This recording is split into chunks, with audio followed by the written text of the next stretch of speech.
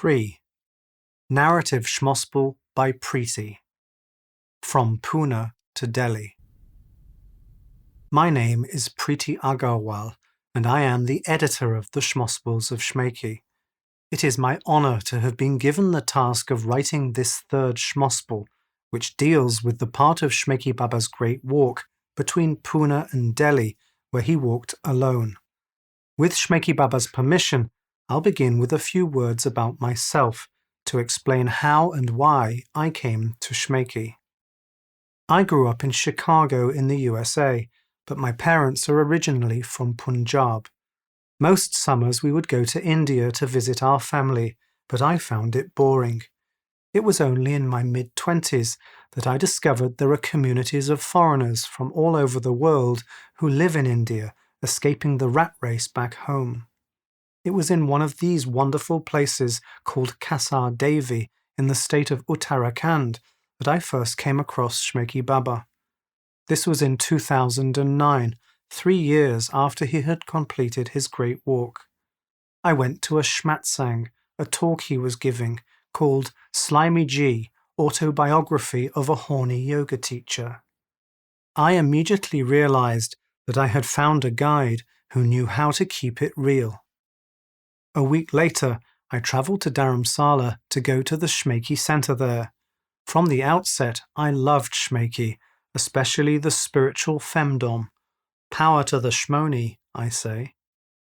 When in 2010 I told my parents that I had decided to live in India, they were over the moon. But when I explained that I had taken a job working at the Shmeiki Healing Organization, they were worried. "Don't get yourself involved with some cult," warned my mum. "It's not what you think," I said. "It never is," said Mum. She's quite smart, my mum. But I didn't listen, and I worked happily at the Shmeiki Healing Organization until early 2012, when the leaders suddenly left India and both centers were closed. I went back to Chicago and was planning to go to Padipuri, the new Shmeiki commune which had opened in Colombia, when at the end of December 2012, I learned the terrible news that 6 people had been killed there. It was devastating for me, as I personally knew them. For more than a year afterwards, there was little news about what had really happened. I tried to wrap my head around it and told myself that we sometimes need bad things to happen to be a contrast to all the good stuff, just like the darkness of space is needed for the stars to shine against. Finally, in early 2014, I heard that Shmeiki Baba, Shoshana, and a number of other key members of Padipuri who had survived the attack were still in hiding. After that, I didn't hear anything else until early 2018 when Shoshana wrote me an email. I was overjoyed to find out that she and Shmeiki Baba were living together in the north of Israel in a mixed Jewish-Arab village, and they had had a baby who they called Tony Ananda. Once we were reacquainted, Shmeiki Baba asked me if I wanted to produce a book about his great walk of 2006. I agreed immediately and threw myself into the task, seeing it as a wonderful opportunity to make a powerful, life-affirming statement that Shmeiki lives on. The creation of these Shmospels has been a deeply therapeutic process for me. I'd like to take this opportunity to thank everyone involved, especially Shmeiki Baba, Aida, Sebastian, Shoshana and Dylan for all their tireless work. In order to produce these Shmospels, I flew to Israel and stayed with Shmeiki Baba and Shoshana for a couple of weeks at their beautiful house in the Galilee. There we sat on their deck, drinking cups of lemon and mint crushed with ice, and I interviewed Shmeiki Baba for hours on end. From Israel, I flew on to India and went to Pune. There, I bought a motorbike and rode the route Shmeiki Baba had taken all the way from Pune to Delhi. Along the way, I was able to interview some of the people who had met him 12 years before. It is a testament to Shmeiki Baba that even after so many years, there were people who remembered their encounters with him. Before I finally get to the third Shmospel, I'd like to say that I have come across many gurus who point to some transcendent moment after which they became enlightened and forever present. Some of them promised that by following them, something similar would happen to me. Shmeiki Baba never made any such claims, and when in a moment of doubt I said to him that I thought he was making all the Sheela business up, he just smiled and said, "Priti, you can believe whatever you wish." Few spiritual teachers are willing to reveal their dark sides like Shmeiki Baba. Of course, to be fair, it can't be easy for them to be honest about their shadows when sticky followers insist on worshipping them as lords of light. I also learned through Shmeiki Baba that if I choose to see myself as a spiritual seeker, I must obviously still feel that something is missing. Nothing is missing, he said. All is as it needs to be. Just get what you need here and then get out before it's too late. I hope you enjoy this third Shmospel. Blessings to the Great Mother and all beings in all dimensions. Om Shmeiki Om, Shmeiki.com. From Pune to Delhi.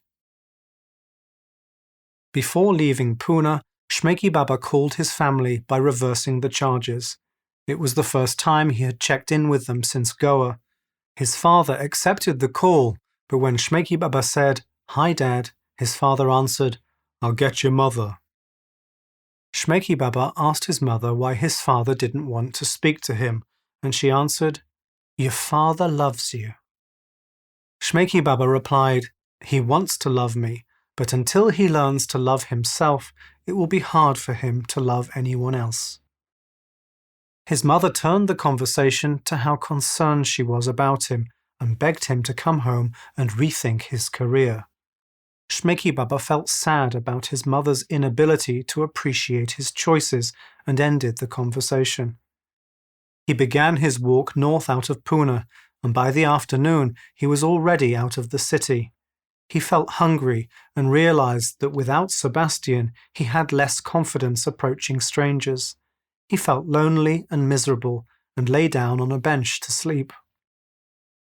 By morning he felt starving. He overcame his shyness and began to ask people for food, but was surprised when one after another they said no. He wondered if this was because without Sebastian he appeared as more of a threat, or maybe it was just the look of desperation on his face. With no choice, he trudged on, and by evening he still had received nothing to eat. He filled his stomach as best as he could with water and fell into a fretful sleep under a tree. He awoke feeling dreadful and regretted ever starting his walk. He called out to Sheela, but Sheela was silent. In despair and unable to go any further, Shmeiki Baba fell to his knees and cried. As he wept in hopelessness, he felt a hand on top of his head. It sent a strong, calming pulse through his body. He turned to see who it was, and was amazed to see that a boy about 10 years old, with one blind eye, was looking at him with great compassion. "Aram se Baba," said the boy, which means "take it easy, Baba." Shmeiki Baba smiled through his tears, and the child opened his arms to give Shmeiki Baba a hug. The child led Shmeiki Baba by the hand to his house, where his mother was making lunch, and she offered Shmeiki Baba food, which he gladly accepted. "Your child is an angel," said Shmeiki Baba. "Yes, I know," said his mother. "He saved me," said Shmeiki Baba. "I can see," she replied. "I will remember this always," said Shmeiki Baba. The mother offered Shmeiki Baba to stay with them and suggested she should call his relatives and ask them to come and pick him up, but Shmeiki Baba explained about his pilgrimage and that he was determined to continue. The next day, the mother gave him some provisions and he set off on his way feeling revitalized. On Saturday, March the 12th, 2006, Shmeiki Baba reached the ancient holy city of Nashik on the banks of the polluted river Godavari, some 200 kilometers north of Pune. Nashik has a good climate due to its altitude and is known as the wine capital of India, as many of India's vineyards are situated in the area. It was at around 7 p.m. that evening that what has become known as the Night of the Aloe Vera Handshake took place on Medina Chowk in Nashik. There, local police reported that a riot occurred after a bearded foreigner did his best to unite members of the city's two main religions.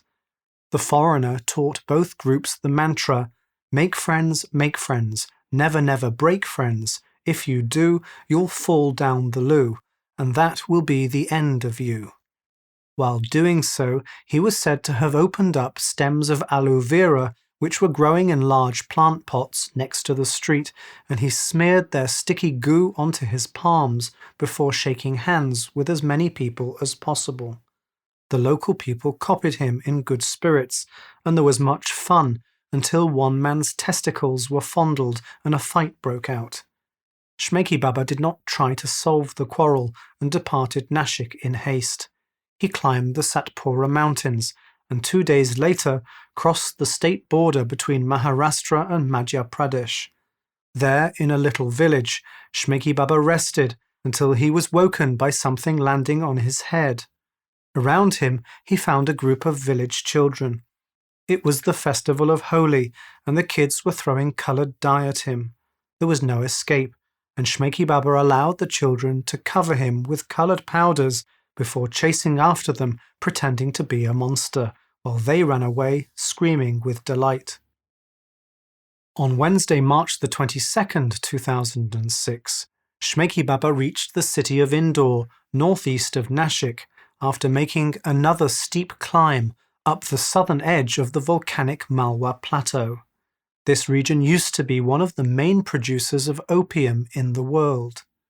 In Indore, Shmeiki Baba met some students of hotel management who treated him to a portion of the local dish of dal bafla at one of the city's well-known street food vendors. They washed it down with a special local liquor distilled from the fragrant flowers of the mahua tree. Shmeiki Baba got out his knife and scratched a mark on his walking stick, as he did at the end of each day. It was his habit not to count the scratches, but against his wishes the students counted for him and told him that there were 42. They then complained that there wasn't much to do in Indore, and Shmeiki Baba blessed the city that it would be filled with music.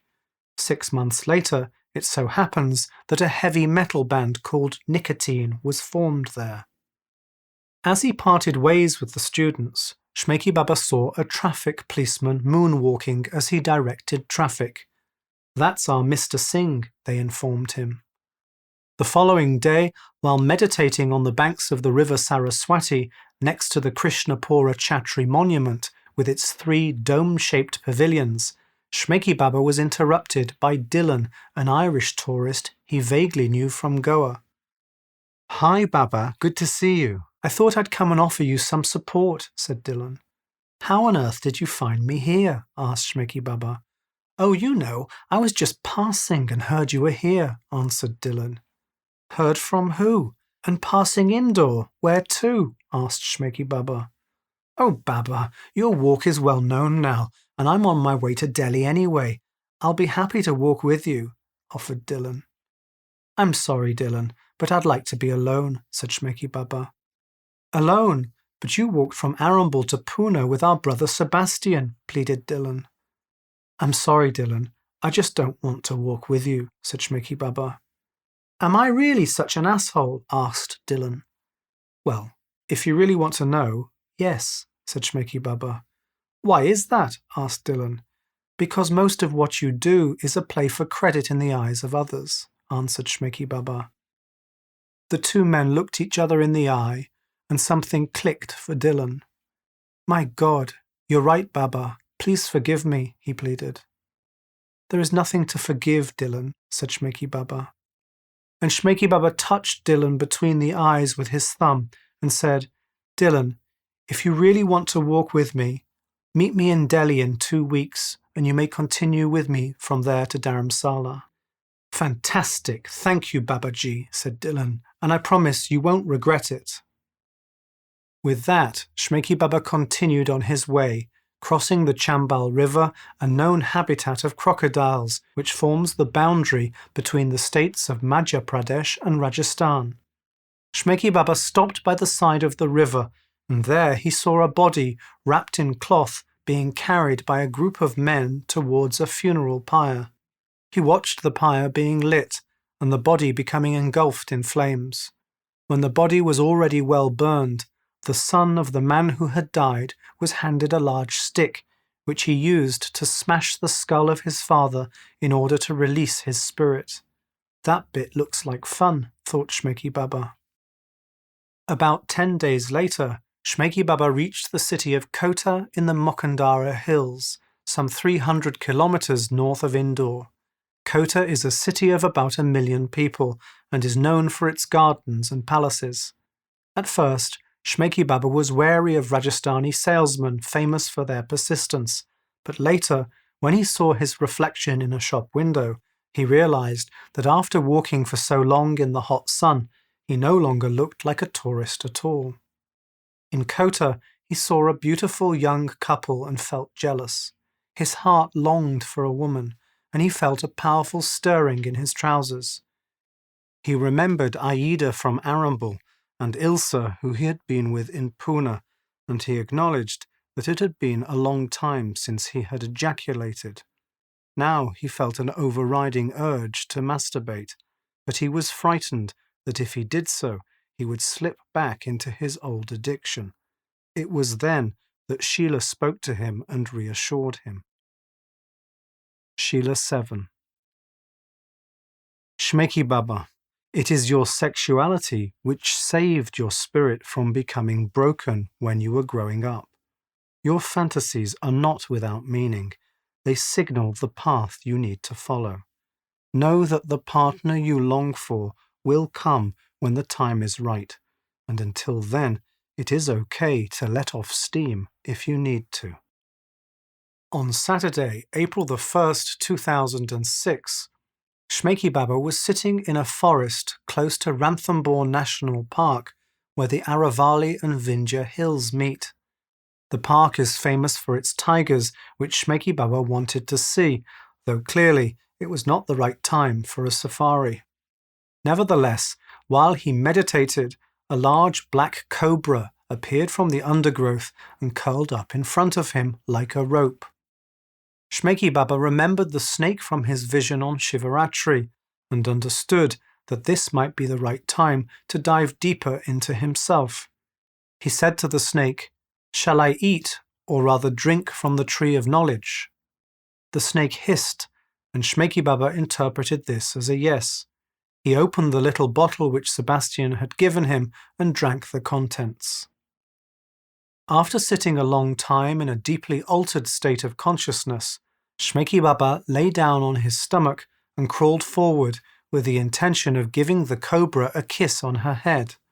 As he did so, the snake darted towards him and bit him above his lip.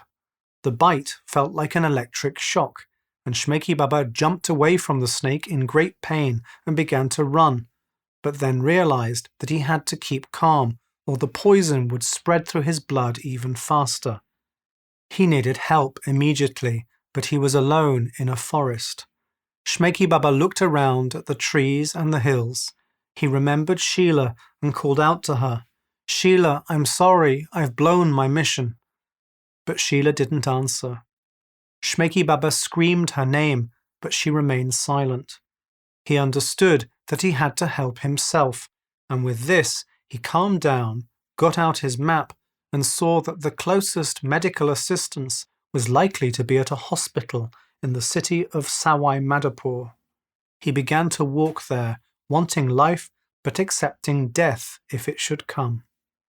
Eventually, extremely weak, he reached the hospital and fell through the doors and into the arms of 3 nurses who were standing at the reception. He was muttering in delirium that he had been bitten by a cobra, and a Dr. Goswami rushed over and began examining him.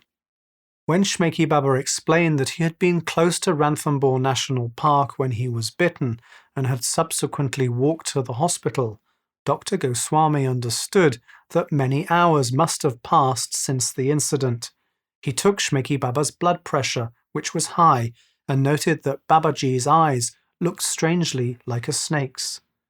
Shmeiki Baba complained that he was thirsty, and the doctor concluded that he was dehydrated, and given the lack of other visible symptoms beyond 2 small red holes just above his moustache, he was sure the snake had not injected venom.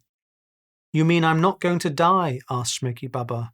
"Not quite yet," said Dr. Goswami, and he invited Shmeiki Baba into a room to lie down on a bed until he felt recovered.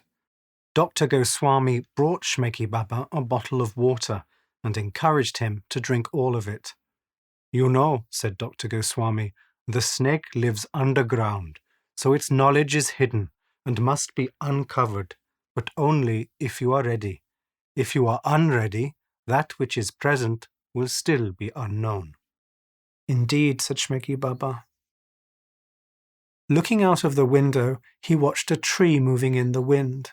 The branches cast dancing shadows in the room, and Shmeiki Baba relaxed and felt blissful to be alive. Finally, Sheila spoke to him and congratulated him for taking his life in his own hands. He forgave her for being silent when he needed her help. She said this was good, and she told him that April is to be the Shmeiki month of creation, which might be symbolized by tulips, daisies, sweet peas, diamonds, and the element beryllium.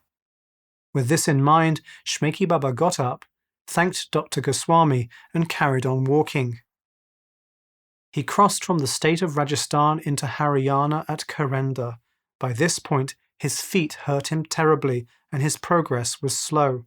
He had no intention of giving up, though. He leaned heavier on his walking stick and accepted the pain. After a number of days and a further 70 kilometers, he entered a scorchingly hot New Delhi.